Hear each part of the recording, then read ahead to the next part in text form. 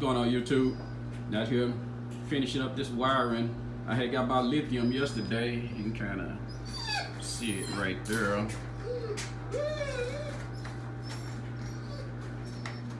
And out here trying to,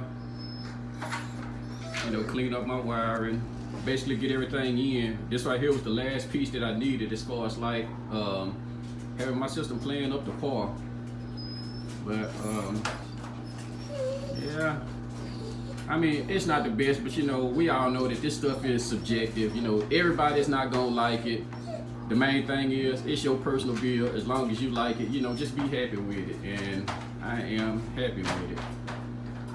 Besides, really, I want anybody to see this no way, because the tailgate to be closed.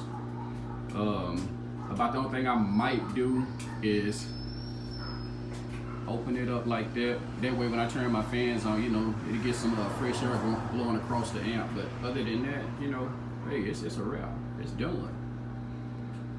I'm gonna go out and do some testing later on today and get everything planned for this show that we got coming up next month. But this is my update for today. JY, it's a 45 amp hour with the upgraded links and terminals. My baby out here making all that noise.